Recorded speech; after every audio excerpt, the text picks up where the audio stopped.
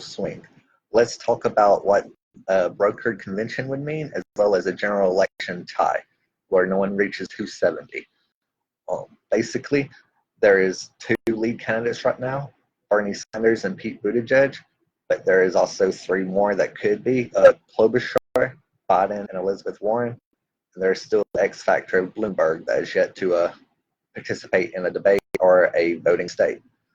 But I don't think a brokered convention is necessarily bad as long as we all agree to vote for the Democratic candidate, because 6 in 10 Americans don't like Donald Trump, and that's a winning number. There's a lot of good ideas going on in the debate stage. Buttigieg leaves Medicare all who want it. I like that. Same with Yang. When Yang was talking about universal basic income, we start taxing Amazon and internet sales that are right now free, as well as not paying retail workers. So there's less employees, and it's really hurting us. And there's a fourth industrial age, and how we need to act like Alaska. They've done this for years with, everybody has a right to the oil underground. We all have a right to the internet. Like, we should be able to, copyright and market our private data. Like, it's the future, and it's what we need. And even Martin Luther King was for universal basic income. And I like Pete Buttigieg. He'd do for what Obama did. He would combat the lies that white supremacists tell. It's their president who is on their third marriage, cheating on everyone, banging porn stars, and they just start screaming, "Who cares?" Then start talking about a black man or a gay man like Pete Buttigieg, and all of a sudden, birth traits instead of, the content of a person's character is basic Klan, theology, basically. And it's sad, and it's not of God. And what's incredibly sad is that the New Testament actually says Sodom was not destroyed because of homosexuality, but because it had excess in food and wine and gave none to the poor, as well as how they treated the foreigner. So basically, for being Republican, God didn't make that way. They followed a bad route down a hole, and now they believe, when power causes cancer and all these other, ignorant things funded by the oil companies. It's very obvious. And they're even spreading their flat earth, deep state, reptilian rhetoric to get people truly hating one another. And, if you don't see the other person as human, it's easier for you to kill them. And that is an goal of Russia. And honestly, if Trump loses the election, he will want a mob to try to keep him in power, because he will go to jail once out of the office. He knows this. His former campaign manager, Manafort's in jail. His buddy, Roger Stone's being sentenced, and like an authoritarian, he is trying to interfere in our criminal justice system, which is an independent, non-partisan branch. But he calls them deep state scum whenever they go after his buddies, which is a lie. Basically, for senators and Republicans that, support him are already in jail. He was using dirt at that time. And that's what he continues to do. And it's important to note he wasn't looking for anything on Biden in Ukraine. He just wanted them to announce something, just like the FBI announced they're investigating Hillary. He wants that illusion. This man is a criminal.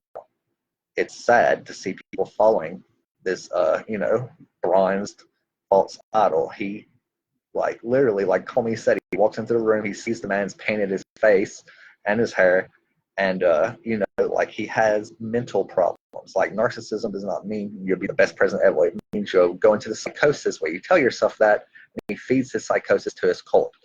And he talks daily with Hannity, and he brags on Alex Jones, and then bashes, actual journalists like CNN, MSNBC, all the newspapers, basically NPR, anyone with credentials that isn't just pouring his Kool-Aid of ignorance.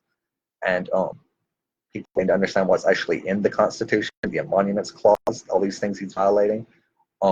If we get to a tie, which is very possible because right now there are only 5 or 6 swing states. That's Ohio, Pennsylvania, well, not even Ohio, it's Pennsylvania, one district in Nebraska, Arizona, Florida. And the way it's breaking down, it could be like 269 to 269 with just one vote in Maine mattering, because those states break up their delegates by district. And that goes to the House of Representatives. But each state only gets one vote. That's basically 25 states versus 25 states, but more Democrats are in Congress. So they could, win Pennsylvania, even if they lose it in the primary under a tie. So the only problem with the tie really is that Trump is corrupt, and this makes it very easy to pressure people. Just one person counts for millions of votes, like the Electoral College. Some people aren't even bound to vote by what the state voted for, so the election itself could be in trouble. Like, these are very weak points, and this is a very bad man. He hung out with the National Enquirer, his tabloid buddies. Like, that's why he's still spreading these deep state BS conspiracies, Russian trolls, why he's building Trump Tower in Moscow. He's lifted the sanctions on them. Russia, he withheld aid in Ukraine, and 13 of their allies died. He fired Vindman, the patriot who came forward, as well as his twin brother, just for the hell of it. And this is while he is trying to get this war criminal off. He murdered a child and posed with the body. Like, Trump is a psychotic, ignorant, wannabe tough man. He is, in fact, very weak and very ignorant. He was a terror. He never, earned anything, and he lost all his money. He just did tax write-offs, calling like golf courses a farm. And he was put in office, saying, "Oh, well, I know all the, loopholes are." He's only expanded them. These people don't give a shit because they're just trolls. They never understood, politics to begin with, intellectual defects, and their emotional defects turns them into these rabid, just deny reality, hate everyone else cults. And that's why he says he has tough guys and the boxers and all that BS. We will have the army, we will have the military. We will need to win this election, and he will lose the popular vote without a doubt, and he will most likely lose the electorate.